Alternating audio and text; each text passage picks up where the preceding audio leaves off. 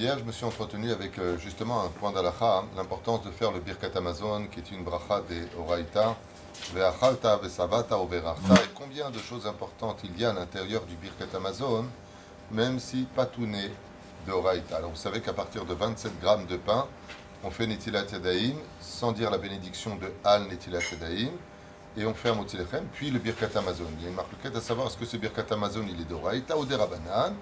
Aval B'chol Ofen, on fait le Birkat Hamazon. Il est impératif de prendre un livre et de le faire et de le lire à l'intérieur du livre, mot par mot. Vous ferez à partir de 50 grammes, 54 grammes, qu'on appelle Kabetza. Dans ce cas-là, on fait Netilat avec la bénédiction de Al Netilat Yadayim, et puis on fera le Motilechem, puis le Birkat Hamazon. Et on me racontait hier qu'il a pris sur lui de faire cette ségoula, vraiment de faire le Birkat Hamazon mot par mot, non pas de faire un Birkat Hamazon au moins d'une minute, mais au moins 3 minutes, mot par mot. Et il a voulu voir. Mamash, il a voulu essayer, voir s'il se passerait quelque chose.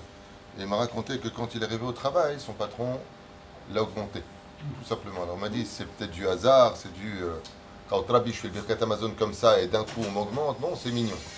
Mais il a entendu une très belle histoire à propos de ce Birkat Hamazon d'un Rav qui avait écrit un livre et qui avait expliqué l'importance du Birkat Hamazon, que Bémet, souvent on prend 20 minutes, 25 minutes, une demi-heure pour manger et on se débarrasse du Birkat Hamazon en quelques secondes seulement, ou voire 1 à 2 minutes seulement, et ce qui est vraiment dommage.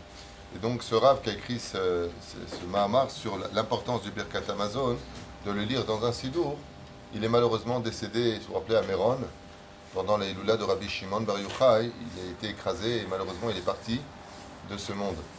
En attendant, il y a un sofer qui venait de finir ses théoudotes et qui a essayé de se présenter à plusieurs personnes pour écrire les Sifrei Torah. Il est resté vraiment dans une situation terrible. Et ce qu'il a fait, c'est qu'il est parti dans une société qui écrivait des mezuzot, des Sifrei Torah, des tefilin, pour essayer de prendre une mascorette tous les mois. Et il a pris sur lui, quand s'est rendu compte que Bémet, il était à la gorge, de faire le Birkat Hamazon mot après mot dans un sidour. Et quand il a fini son Birkat Hamazon, rien ne s'est passé spécialement, seulement le soir, on est venu lui commander un Sefer Torah. Et à sa grande surprise, le Sefer Torah, donc ça coûte cher, était pour l'élévation de l'âme de celui qui a écrit ce livre dans lequel il est marqué l'importance de dire le Birkat Hamazon, que lui a lu, pour lequel il s'est mis à faire le Birkat Hamazon dans le livre. Yatsa Leinu Nishmato, en l'honneur de ce Rav qui est décédé à Méron, de faire d'Afka ce Sefer Torah qui lui a rapporté à lui 100 000 shekels, qui représente un loto, une ségoula extraordinaire. L'humour, c'est que, le paradoxe, je dirais, c'est qu'il écrit le Sefer Torah au nom de celui qui lui a donné envie de faire le Birkat Hamazon dans le Sidour mot à mot. Alors c'est vrai que ça encourage d'entendre ce genre de choses, même si c'est pas une ségoula dans ce domaine, on doit faire le Birkat Hamazon dans ces conditions-là, puisque c'est vraiment une des mitzvot les plus aimées du Créateur du monde. Dedans, il y a tout, tous les remerciements se trouvent à l'intérieur. Al-Artsenu ve'al Nahalat Avotenu, on parle de la terre d'Eretz Israël, on parle de la Brit Mila, on parle de l'alliance de la Torah, on parle de la miséricorde de Dieu qui nous sauve de toutes les situations. Quand on voit le Birkat Hamazon du début à la fin, on ne peut rien demander derrière, parce que tout est dit, au point de dire Ve'achalta ve'savata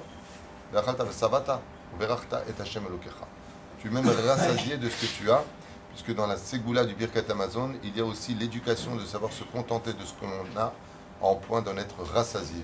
Et ça, c'est la plus grande richesse, comme vous le savez tous. La reine, comme ça, un petit punch pour ce matin, d'arrêter de manger du pain parce qu'on a faim, mais de manger du pain essentiellement pour avoir le mérite de faire le Birkat Hamazon et en même temps d'être rassasié pour cela. Juste d'inverser un peu les choses. Souvent, on entend le contraire, que ce soit dans les restaurants ou à la maison. Ah non, non, non, je mange pas de pain. J'ai pas envie de faire le Birkat Hamazon. La réponse est donne-moi du pain, parce que je veux avoir le mérite de faire le Birkat Hamazon. Et c'est curieux parce qu'on a le temps pour manger des salades, on a le temps pour manger des desserts, mais on n'a pas le temps pour le Birkat Hamazon. Souvent j'entends ça, non, j'aurais pas le temps de faire le Birkat Hamazon. Mais là, par contre, pour me parler de plein de choses, la personne elle reste, et elle reste, et elle reste, et elle reste, alors qu'elle aurait mieux fait de parler un peu moins et de prendre le mérite de 4 bénédictions dans le Birkat Hamazon, dont 2 sont des Oraïta. Ezrat Hashem, Shinizke Yishwot Venechamot, et de s'élever au point de ne pas manger pour se rassasier, mais se rassasier pour faire le Birkat Hamazon.